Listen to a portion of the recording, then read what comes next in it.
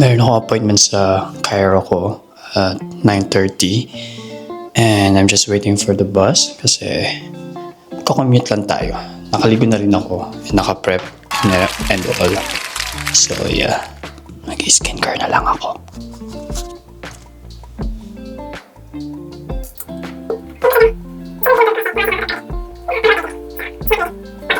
One eternity later. After ng Cairo appointment ko, baka gahanap na ako ng cafe, tatambay ako doon.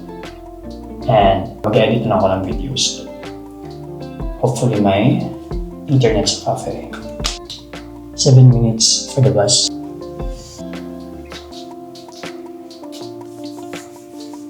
Naiwan ako ng bus. So, nag-antay ulit ako ng bus dito. In 6 minutes, darating na rin yung bus. Buti na lang ka maaga pa. Kasi 8:43 pa lang and yung appointment ko is 9:30. I'll update you once na nasa clinic na ako. Kasi I don't think nakakayanin ko mag-video habang nasa loob ng bus or nasa loob ng tram. Pero I'll try my best. 2,000 years later. Wala masyadong tao dito sa bus, so meron akong lakas ng loob na mag-video. I'm finally doing it. Alam nyo, sa mga beginner dyan na content creator just like me, hindi ko to issue-sugarcoat. Like, nakakakaba, nakakatakot talaga mag-content, especially in public. Siyempre may hawak kang camera, tapos kausap mo lang yung sarili mo, and then ang dami nakatingin sa'yo. Nakakatakot, nakakahiya. Pero ang lagi ko lang naman sinasabi sa sarili ko, itong mga taong to, hindi naman nila ako kilala eh. May kanya-kanya silang buhay. Ngayon, titignan nila ako, nakikringe sila sa akin. But then, later on, makakalimutan din nila ako, be. Oo. Hindi nila maalala nagsasalita ako dito, mag-isa, na may hawak akong camera. So, why do I bother myself? Diba? Ayaw mo lang silang tignan ka, ganyan. Diba, pa-main character ka nga, so... Panindigan mo. Panindigan mo, be. A few minutes later. Thank you, how are you? Doing a bit of vlogging today, are you? Yeah. Starting your YouTube channel. I did, yeah. How long have you been doing that for now? I just started this week. Yeah, but my channel has been up for like forever. Yeah. Haven't seen the range of motion. How'd the low back go after?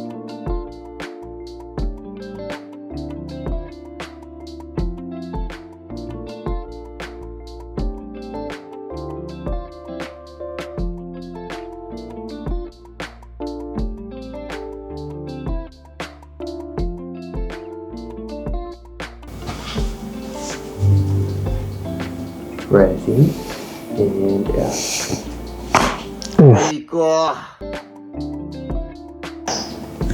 Sitting up. And out.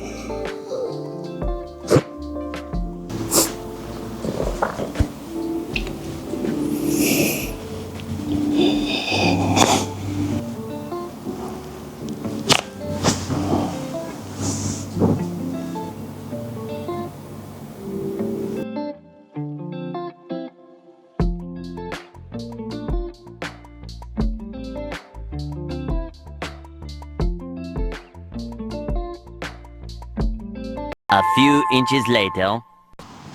So, tapos ko na yung appointment ko and maghahanap lang ako ng cafe na tatambayan. Yung favorite cafe ko na pinupuntahan, wala silang free wifi, so ending ko dito sa Starbucks. Nag-e-edit na rin ako ngayon ng videos for posting.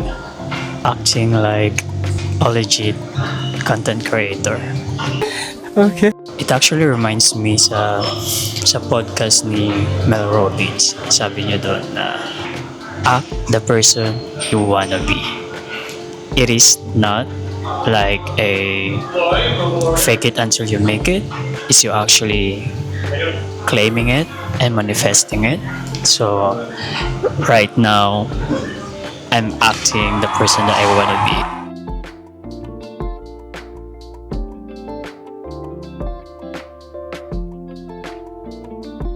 Umalis na ako sa Starbucks kasi medyo naging busy na rin yung place. So, andito ako ngayon sa one of my favorite Chinese restaurant dito sa Gold Coast. Yung beef stew nila, it's a must. It's a must talaga na i-try nyo. Ayan na siya. Andiyan si ate. Thank you. Diba? Ang sarap.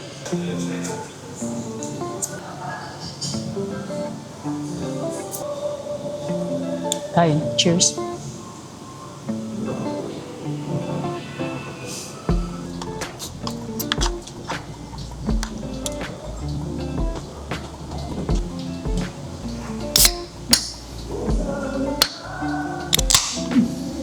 Yes.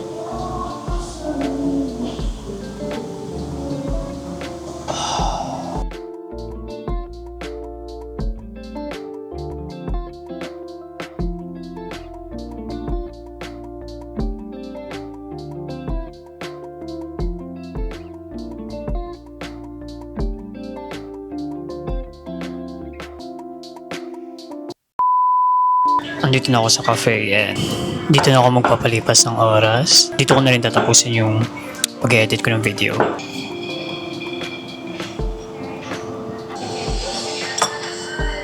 I'm a bit proud of myself kasi pangalawang araw ko pa lang nag-vlog and I'm already here in the public place talking to my camera alone, but I don't feel lonely.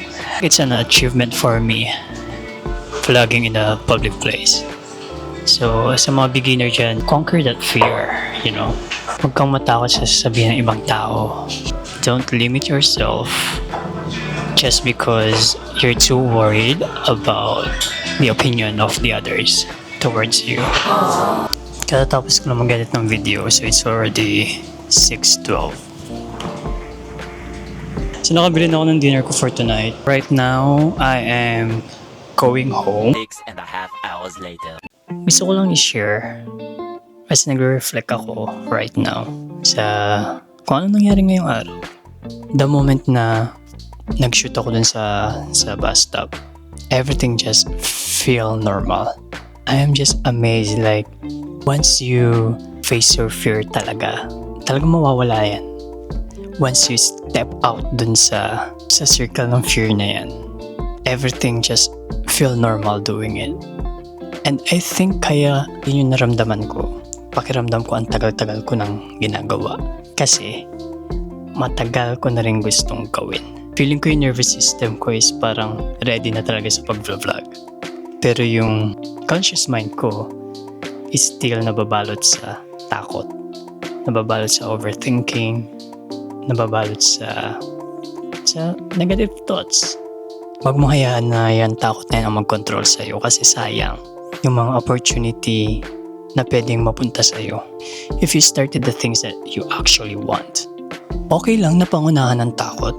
Normal naman yun kasi nga, kaya tayo nakakaramdam ng takot kasi unfamiliar. Yung bagay na gusto natin gawin, unfamiliar sa atin. So, yun yung response ng katawan natin, takot, diba? Face your fear and let that fear know na ikaw ang may control sa buhay mo at hindi yung fear.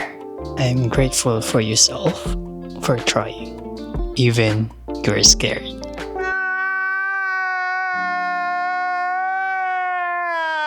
I am finally showing myself. Thank you for watching and I'll see you in another video. Bye.